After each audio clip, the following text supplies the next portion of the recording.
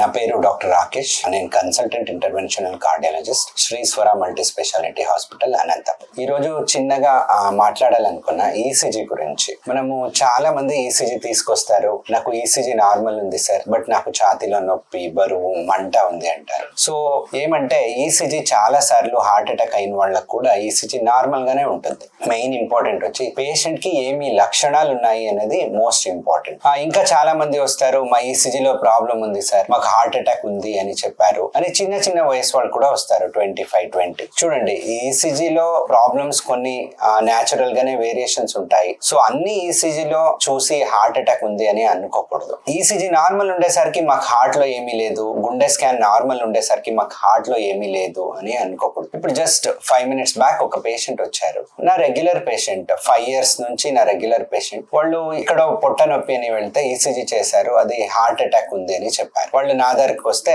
పాత ఈసీజీ చూపించి, పాత ఈసీజీ చేంజెస్ ఉంది, ఇది సేమ్ అని చెప్పి పంపించారు. అంటే వాళ్ళకి బీపీ ఉంది కాబట్టి బీపీ వల్ల కొన్ని ఈసీజీ చేంజెస్ ఉన్నాయి, అది కనపడుతున్నాయి. సో ఇంకో పేషెంట్ వచ్చారు, ఈసీజీ నార్మల్ ఉంది, ఎకో నార్మల్ ఉంది, బట్ హార్ట్ ప్రాబ్లం ఉండొచ్చు. పేషెంట్ మనకు ఏమి చెప్తారు దానిపైన హార్ట్ అటాక్ అనేది అవలంబించి ఉంటుంది. సో పేషెంట్స్ అందరూ ఈసీజీ తీసుకొని ఇమీడియట్ గా ఈసీజీలో కొన్ని చేంజెస్ ఉంటే డైరెక్ట్ యాంజియోగ్రామ్ అడిగేలాగా డెవలప్ అయ్యారు. డైరెక్ట్ యాంజియోగ్రామ్ చేస్తే ఉపయోగం ఏమి ఉండదు. మీరు ఈ రోజు యాంజియోగ్రామ్ చేయించుకోవచ్చు, నెల తర్వాత మళ్ళీ మీకు హార్ట్ అటాక్ అవ్వచ్చు. సో మీకు లక్షణాలని బట్టి యాంజియోగ్రామ్ ని చేయించుకోవాలి, ఈసీజీ పట్టి కాదు. ఈసీజీ కొన్నిసార్లు, చాలా సార్లు నార్మల్ గా ఉంటాయి, హార్ట్ అటాక్ ఉండొచ్చు. జ్ఞాపకం పెట్టుకోండి, ఈసీజీ అబ్నార్మల్ ఉండొచ్చు, హార్ట్ అటాక్ లేకపోవచ్చు. సో ప్రాపర్ గా గుండె డాక్టర్ దగ్గర చూపించి మీరు ముంజాగ్రత్తగా ఏమి టెస్ట్ చేయించాలో అది చేయించుకొని ఉండండి. ఈసీజీ చూసేసరికి టెన్షన్ అయ్యేది, భయపడేది, భయభ్రాంతలు అయ్యేది వద్దు. Thank you.